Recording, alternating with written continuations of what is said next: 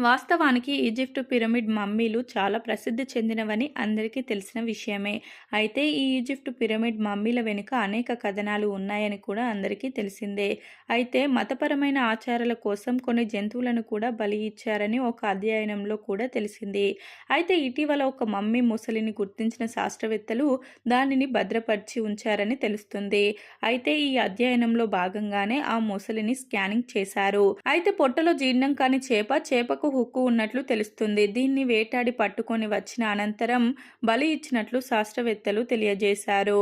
వాస్తవానికి ఈజిప్టులో పురాతన మనుషుల్ని కాకుండా జంతువులను కూడా మమ్మీల్లాగా మార్చేవారట.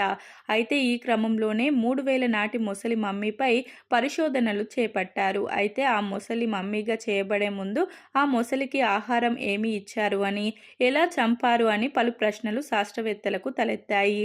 ఈ క్రమంలోనే ఆ మమ్మీ మొసలిని రాయల్ మాంచెస్టర్ చిల్డ్రన్ హాస్పిటల్కు తరలించి సిటీ స్కాన్ను నిర్వహించారు. అయితే చాలాసార్లు ఆ మొసలి చిన్న చిన్న రాళ్లను మింగేసిందట. దీంతో మొసలి మమ్మీగా చేసే వ్యక్తులు దాని అంతర్గత అవయవాలను బయటకు తీయలేదని తెలుస్తుంది. ఆ పదార్థాలు అన్నీ కూడా అలాగే ఆ మొసలి పొట్టలో ఉన్నట్లు తెలుస్తుంది. అయితే ఇప్పటికే ఈజిప్టులో చాలా మొసళ్ళు మమ్మీలాగా కనబడ్డాయి. ఇందులో ప్రస్తుతం పరీక్షించిన మొసలి చాలా పెద్దది. అంతేకాకుండా పూర్వం ఈజిప్టులోని ప్రజలు కూడా మొసలి చర్మాన్ని ధరించేవారని తెలుస్తుంది.